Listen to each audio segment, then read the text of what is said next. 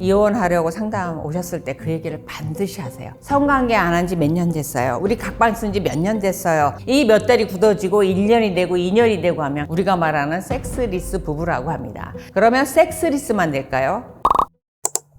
안녕하세요. 지식인사이드 구독자 여러분, 오랜만에 찾아뵙게 됐습니다. 저는 이혼과 상속을 전문을 하고 있는 변호사입니다.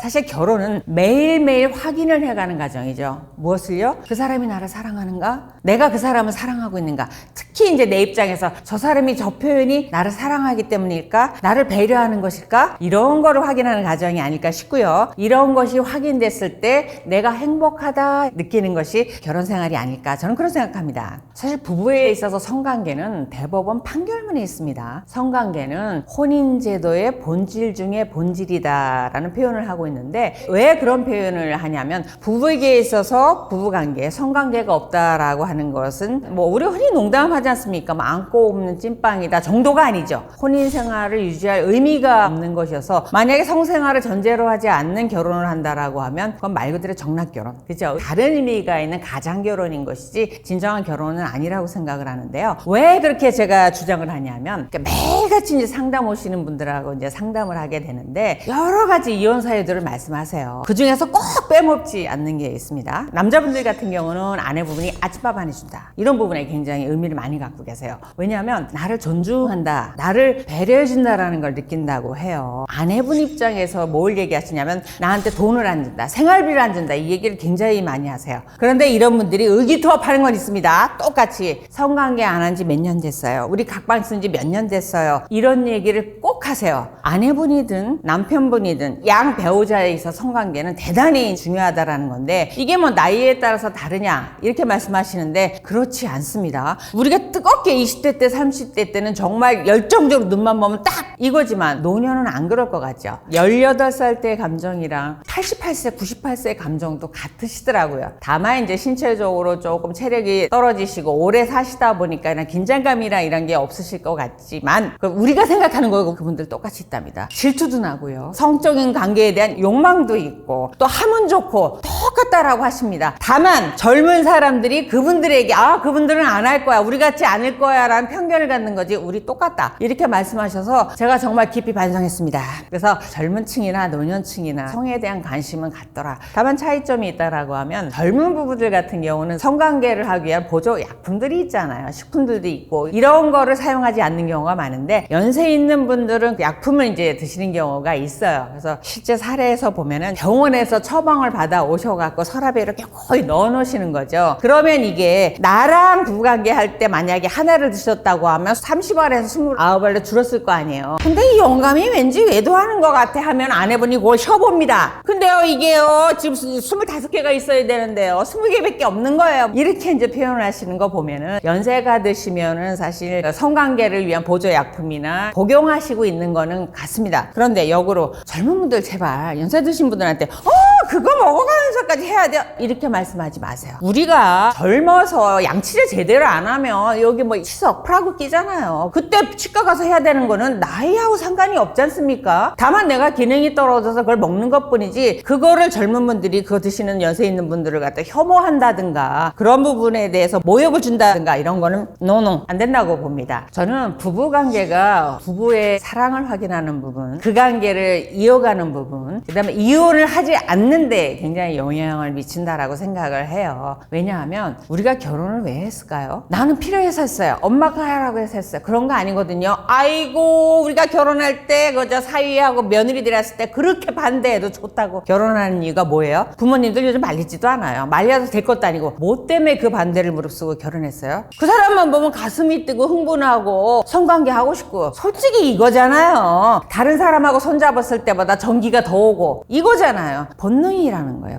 본능이기 때문에 이 성관계라는 거는 사랑이 있는 한은 끊임없이 할 수밖에 없는, 나로 하여금 성욕을 유발하게 하는 특정한 배우자, 특별한 배우자이기 때문에 사실은 결혼을 했던 거거든요. 근데 이 사람들한테 만약에 그런 욕구가 다 사라진다라고 하면 나에게 있어서 남편이 이미 남성이 아니고 남편에게 있어서 아내가 이미 여성이 아니라고 하면 부부라고 보기가 어렵죠. 그러니까 성관계라고 하는 것은 두 사람을 결혼하게 한 그 힘이기도 하지만 결혼 생활을 유지하게 한 힘입니다. 그러다 보니까 특히 아내 쪽에서 만약에 서운한 감정이 생겼을 때 남편에게 주는 벌이 있어요. 말 안 하기, 밥 안 해주기, 잠자리 안 해주기. 진짜 화가 나면 그 3개 세트로 안 해줘요. 이게 처음에는 신혼 때 이렇게 살다 보면 며칠 이렇게 그러다 보면 서로 불편해. 그러다 보면 남편이 미안하다고 사과하기도 하고 저녁에 들어올 때 꽃 한 다발 사오기도 하고 맥주 한잔 할까? 그래서 이렇게 풀고 나면 너무 좋아. 더 좋아. 그래서 비 온 뒤에 뭐 땅이 굳는다 이런 얘기를 하죠. 근데 이게 아주 강력한 사유가 있습니다. 외도가 발각이 됐다라든가 나 몰래 저에게 돈을 보증 섰다가 잃었다라든가 친정이 갖다 줬다라든가 시댁이 갖다 줬다라든가 이렇게 큰 사유가 발생하면 이게 몇 달간 이어지게 됩니다. 몇 달간. 이 몇 달이 굳어지고 1년이 되고 2년이 되고 하면 각방 쓰게 되면 우리가 말하는 섹스리스 부부라고 합니다. 그러면 섹스리스만 될까요? 애정도 없어집니다. 그 다음에 대화도 사라집니다.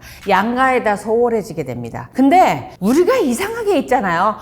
우리 잠자리 안에서 이렇게 됐어. 이 말 안 해요. 이상하게 가장 기본적인 거고 본능적인 거고 가장 부부의 사랑을 확인할 수 있고 되돌릴 수 있는 건데도 그것 때문이란 말하기를 싫어요. 다른 이유를 댑니다. 다른 이유를. 이 사람이 나 몰래 보증을 사갖고 어쩌고 저쩌고요. 이 사람이 저 몰래 친정에 돈을 빼돌렸고요. 이렇게 표현을 한다라는 거죠. 근데 그게 섹스를 안 해줘서요. 내가 저 사람하고 섹스를 못 해서요. 그런 말을 안 합니다. 그래서 솔직히 가슴에 손 얹고 생각해 보시자고요. 내가 만약에 이 사람이 한 번이라도 미안한 척하고 이렇게 한번 툭 이렇게 치기라도 했으면 풀어졌을 건데 그게 아니더라는 거예요. 그래서 가장 근본적으로 두 사람을 멀게 하는 게 결국 섹스리스고 두 사람을 가장 빠르게 회복시킬 수 있는 것도 잠자리인데 결국 그거라는 말을 못하고 다른 원인을 찾는 경우가 많더라는 거예요. 그래서 여러 가지를 나열하지만 결국 잠자리가 가장 큰 문제가 되고 있는 거고 만약에 그래 좋아 남편이 나 모르게 1억 원을 친구한테 더 보증 섰다가 세상에 내가 3년 안 먹고 안 쓰고 모았던 적금을 깨서 그걸 갚아줘서 마음이 상했다고 쳐요. 그렇다고 하더라도 부부 잠자리가 서로 만족스럽고 정기적으로 하고 서로 그 부분에 대해서 좋아한다라고 하면 그걸 극복해내고 살더라는 거예요. 제가 볼 때 부부가 헤어지지 않으려면 어떤 게 있을까? 백신 있으면 가장 좋죠. 이혼 안 하는 백신, 예방접종 없잖아요. 근데 그게 잠자리 아닐까라는 생각이 들고 잠자리가 원만하고 서로가 만족한다라고 하면 대부분의 어려움은 극복하더라라는 것이 제가 이제 상담을 해서 느껴본 겁니다.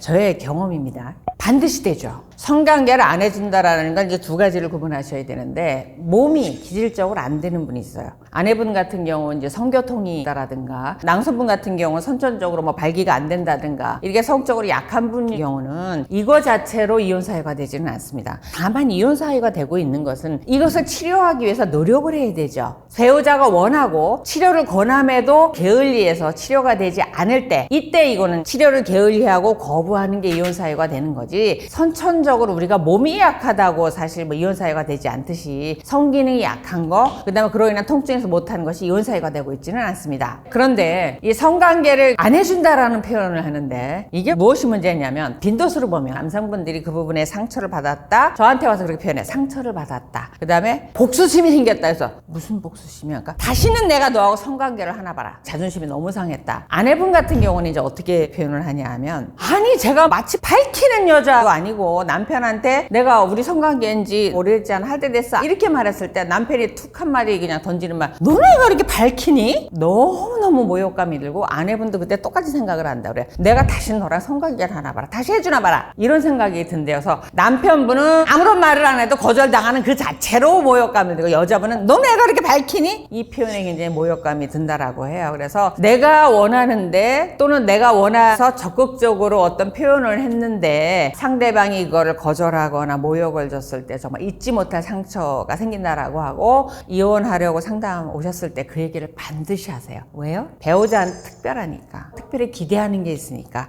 그리고 나만의 사랑이라는 나만의 배우자라는 그런 게 있어서 그러지 않을까 저는 그렇게 생각합니다. 그래서 여러분들 배우자에게 거절하더라도 상처되지 않게 예를 들면 여보 오늘 내가 몸이 너무 아파서 미안해 여보 미안해서 어떡하지? 이런 정도는 아마 배려를 좀 해주셔야 되지 않을까라는 생각이 듭니다.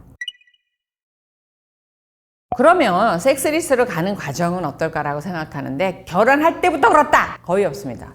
가끔 있습니다. 한 5년에 한 분 정도가 결혼할 때부터 연애할 때부터 안 됐다 이런 분들이 있으신데, 이런 거 제외하고 처음에는 뜨겁죠. 성관계 원활하고 이렇게 하다가 섹스리스가 처음에 대부분 일반적인 경우를 말씀드리면 언제부터 시작되냐면 임신했을 때부터예요. 임신을 하면 의사들 같은 경우는 사실 초기에 아주 위험할 때 빼고는 성관계가 크게 문제가 되지 않는다라고 하는데, 요즘 자녀들을 많이 출산하지 않다고 보니까, 또는 요즘은 20대 때 임신을 주로 안 하고 30대 넘어서잖아요. 그러다 보니까 임신을 했다라고 하면 출산할 때까지 성관계를 안 하는 경우가 굉장히 많더라고요. 그때 이제 섹스리스에 빠지게 되는 거죠. 그건 섹스리스라고 안 하죠. 왜냐하면 할 수가 없는 단계이니까. 그렇게 하고 나서 이제 출산하면 해야지 했는데, 출산하고 나면 여성이 몸을 회복하는데 좀 시간이 걸리죠. 그때까지 또 아예 못합니다. 그 다음에는 여러분 애 낳으셨잖아요. 애를 낳기 전하고요, 비포 애프터가 확실히 다르죠. 아이를 낳고 난 이후에는 모든 환경이 다 달라집니다. 두 사람이 제 시간에 잘 수도 없고요, 먹을 수도 없고요, 모든 생활이 아이 중심으로 가게 되죠. 이러다 보니까 심신이 너무 지쳐있어요. 이때는 아내가 지쳐서 못하게 됩니다.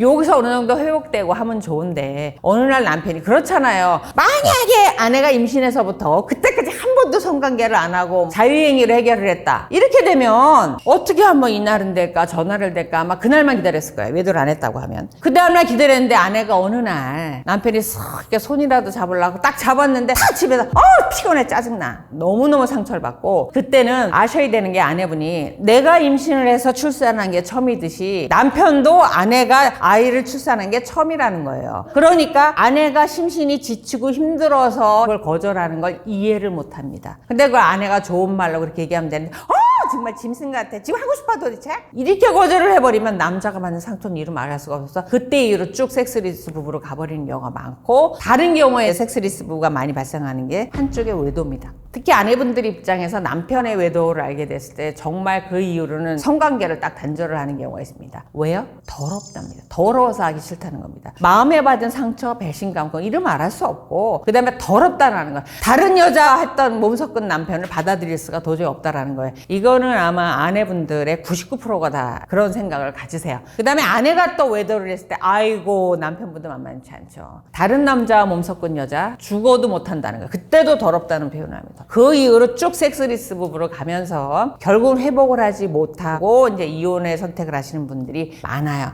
언젠가는 이혼하시게 됩니다. 언젠가는. 그리고 만약에 이혼을 안 하신다라고 하면, 그런 성적인 부분은 다른 데 가서 다른 부분들과 외도로 해결하시는 경우가 꽤 있습니다. 그래서 성관계는 원활해야 되고, 아내에게서 남편분들, 남성분들에게서는 정기적인 성생활이 필요하지 않을까, 아내보다, 그런 생각을 합니다. 물론 남자분들이 가끔 그런 얘기해서 아내도 그런 사람이 있다고 하는데, 아내분들은 남자분들에 비해서 좀 숫자적으로 적어요. 적은 건 인정하시자고요. 근데 남성분들은 정기적으로 이 정액이라는 부분을 발산해야 되는 부분에 있어서 정기적인 성생활 정말 중요하다. 그런 부분에 대해서는 제가 그렇게 생각해요. 결혼하기 전에도, 결혼한 후에도 기회가 있다라고 하면 아내한테, 아내분들 그런 얘기, 추해, 더러워, 이렇게 하시는 분들이 있는데, 그러지 않게 진심으로 남자들은 여보 이래, 이해 좀 해줘, 이렇게 설득하고 설명하는 게 좀 필요하지 않을까라는 생각이 듭니다. 그리고 우리가 지금은 나이를 먹어서 그런 교육을 받아본 적이 없는데, 지금 어린 자녀들은 학교에서 성교육을 한다라고 알고 있습니다. 그 과정에 남성, 여성의 신체적으로 본질적인 다른 부분, 왜 정기적인 성생활이 남성에게 더 필요한지, 이런 부분에 대한 교육이 좀 필요하지 않을까 저는 생각합니다.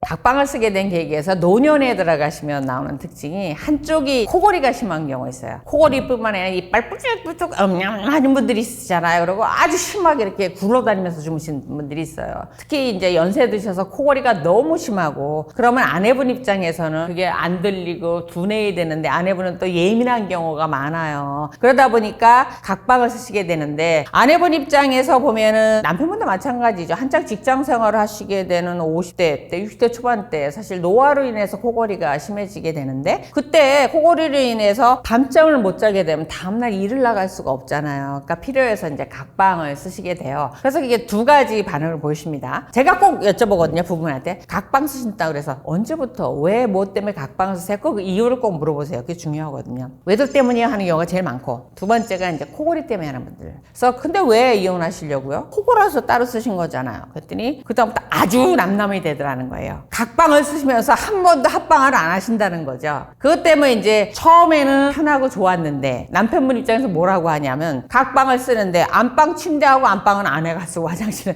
나는 저 쪽방으로 쫓겨난다는 거죠. 뭐 옆집 아저씨 방 하나 내준 것 같이 이렇게 취급하니까 자기가 소외감을 받게 되고 뭔가 아내한테 멀어졌다는 느낌이 들고 이런 감정이 들어서 다시 반방으로 들어가려면 다시는 못 들어오게 한다는 거죠. 물리적 거리는 요만큼이죠. 심리적 거리는 이렇게 멀어지시는 경우가 많고 각방을 쓰시면서도 잘 사시는 분들이 있어요. 코골이 때문에 각방을 쓰신대요. 그래서 그러다 부부 사이 멀어지세요. 각방은 안 되세요. 이렇게 설명하면 무슨 얘기가 필요할 때는 합방해요. 이렇게 얘기하시더라고요. 그러니까 그분들은 코골이로 인해서 내가 잠을 못 자는 불편한 요소만 제기를 한 거고 부부관계를 유지할 수 있는 잠자리는 정기적으로 하신다라는 말씀이에요. 그러니까 우리가 부부라는 걸 확인하는 게 같이 밥 먹는 거 아니에요? 잠자리 하는 게 가장 크지 않을까 그런 생각이 들고 필요에 의해서 물리적으로 잠자리를 분리하지만 심리적으로 연결해주는 잠자리는 정기적으로 해야 멀어지지 않더라 이런 결론에 이를 수 있는 거죠.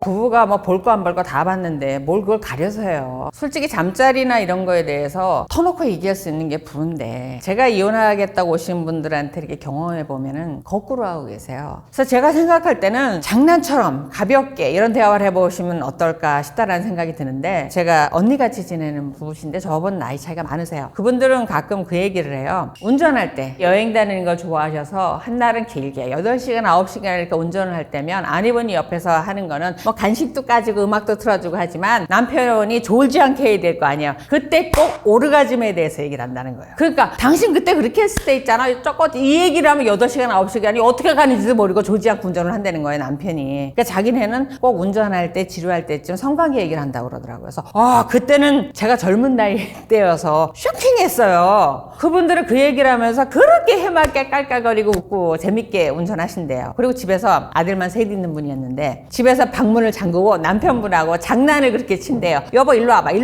해가면서 깔깔거리고 웃으면서 방을 띄고 잡고 이러고 하신대. 그때 그분들 나이가 50대셨어요. 그분들은 얼마나 행복하게 사시는지 아세요? 보면 굉장히 봐도 즐겁고 이렇게 생기가 두 분에게 있어서 다른 분들한테 이렇게 좋은 기운을 전파하는 밝은 면을 갖고 계신 분들이었어요. 그러니까 이런 게 원활하게 재밌게 되면 좋은데 그게 안 되는 거를 자꾸 상대방 탓하지 마시고 내가 언젠가 한 번쯤은 그 사람한테 가슴 깊이 있게 비수를 꽂지 않았을까, 상처를 주지 않았을까, 모멸감을 주지 않았을까 이런 부분 한번 돌아보시고 그런 부분에 대해서 한번 이때였겠구나 라는 게 떠오르시면 사과하세요. 미안했다고. 그땐 내가 쑥스러워서 그랬다고. 당신이 싫어서가 아니고 쑥스러워서 그랬다고. 사과 한번 하시고 한번 과거를 되살펴서 한번 두 분 잠자리 하시는 거 한번 얘기 좀 한번 해보세요. 옛날에는 어떻고 최근에는 어떻고 요즘은 어떻고 뭐 이런 거 얘기 한번 해보시죠. 괜찮을 것 같은데요, 저는. 참 웃기는 얘기죠. 우리가 무식하면 용감하다고. 진짜 그건 본인들 머릿속에만 두고 어디 가서 하지 마세요. 그거는 나 불행한 사람이야 하는 얘기거든요. 어느 날 동창회 여자분들 아내분들 가면 짙은 선글라스 끼고 온 친구 하나 있어요. 갈 때까지 절대 안 벗어요. 명품 머리끝부터 발끝까지 쫙 두르고 와요. 그 안경 벗어보면 눈탱이 시퍼렇게 와가지고 그런 분들이 와서 허세 부리죠. 뭐 때문에 맞았는지 뭐 그건 모르겠지만 그 남편이 잘했다는 건 아니지만 아니 남편한테 맞고 살면서 명품 들고 다니면 뭐예요? 그건 허세거든요. 그거 불행해 보여요. 그리고 이 정도 나이 살면요 다 보여요. 그게 진심인지. 그러면 플라토닉한 사랑이 진정한 사랑이다 라고 하면 신이 조물주가 왜 남자 여자를 만들어 놓고 아이를 낳게 하고 했겠습니까? 그렇지 않겠죠. 신들도 그리스 로마 신화 뭐 이런 거 읽어보세요. 신들도 서로 질투해요. 그런 거를 인간이 극복하려고 하지 마세요. 전 그거 아니라고 보고 플라토닉한 사랑, 아가페적인 사랑 이런 거 부모 자식 간에만 가능한 겁니다. 성적인 관계를 초월한 사랑이 남녀의 사랑이라고 말을 하시면 인어공주 하시면 되겠네. 그죠? 인어만 가능하다고 저는 생각을 합니다. 제발 그런 얘기 하지 마세요. 그러니까 그런 얘기 남한테 강조하지 마세요. 불쌍해 보입니다.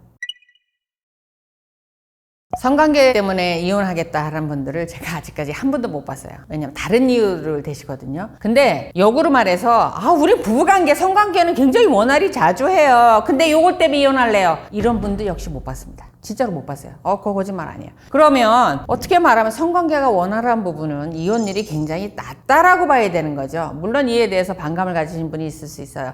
나는 매일같이 성관계 하는데도 남편이 돈을 써서 내가 못 살겠어요. 이런 분이 있을 수 있어요. 과연 그럴까요? 저는 그렇지 않다라고 생각해요. 그래서 성관계가 정말 부부관계를 유지하는데 중요하다는 생각이 드는데, 섹스리스 부부가 시작되는 부분이 출산 또는 뭐 코골이 형용의 그런 게 있고 외도 발각 이런 게 있습니다. 만약에 그런 것 때문에 내가 저 사람하고 영원히 잠자리 안 할 거다, 난 죽어도 못 하겠다라고 하면 그냥 그 즉시 이혼하세요. 왜 서로에게 불행을 안고 이렇게 삽니까? 그분들이 대표적으로 하는 변명이 뭔지 아세요? 애 때문에 매일같이 지지구등상으로 이렇게 사는 얼굴을 보여주시는 건 아이한테 잘하는 건가요? 그렇지 않죠. 차라리 각자 행복한 길로 가서 아이들에게 행복한 모습을 보이는 게 오히려 낫다라는 생각이 들 때가 꽤 있습니다. 그러면 우리가 섹스리스가 어떤 원인에 의해서 발생을 했든 이를 극복하고자 하면 진솔하게 대화 한번 하셔야죠. 결혼 굉장히 어렵습니다. 근데 이혼은 훨씬 더 어렵습니다. 훨씬 더 어렵고 많은 복잡한 과정이 필요해요. 그 어려운 결혼도에서 지금까지 왔는데 이혼을 만약에 또는 죽음과 같은 깊은 암흑과 같은 불행한